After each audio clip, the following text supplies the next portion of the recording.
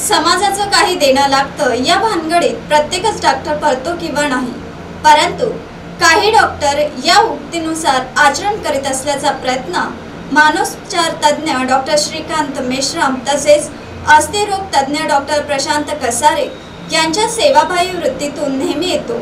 असाच अनुभव पश्चिम बंगाल येथून मनोरुग्ण महिलेच्या निमित्ताने आला। ती भटकती करीत अमरावती येथे पोहोचली। नंदादीप फाउंडेशनने लागलेच तिला आज आपल्या केंद्रात दाखल केले। तिची पाहणी केल्यानंतर तिच्या एका पायाचा तुकडा पडला असल्याचे दिसून आले। तिच्या दुखापतीवर या दोन्ही डॉक्टरांनी जोपासलेल्या या सामाजिक दायित्वाचे समाजातून कौतुक होत आहे।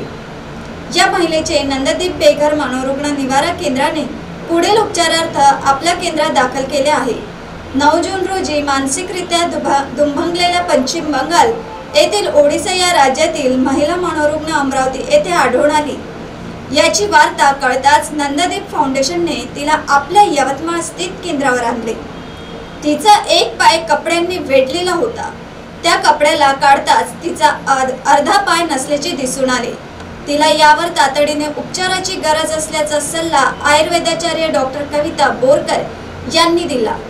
यावेळी नंदादीपचे संचालक संदीप शिंदे यांनी अस्थिरोग तज्ञ डॉक्टर प्रशांत कसारे यांच्याकडे धाव घेतली। डॉक्टरांनी तिची मलमपट्टी करून पुढील 8 दिवसात शस्त्रक्रियेचा दिवसही ठरविला। व्यावसायिक दृष्टीने बघितल्यास या शस्त्रक्रियेचा खर्च 1 लाखाच्या घरात आहे, परंतु डॉक्टर कसारे यांनी उपचार मोफत करून दिला। शस्त्रक्रियेदरम्यान डॉक्टर मेश्राम हे सुद्धा उपस्थित राहणार आहेत।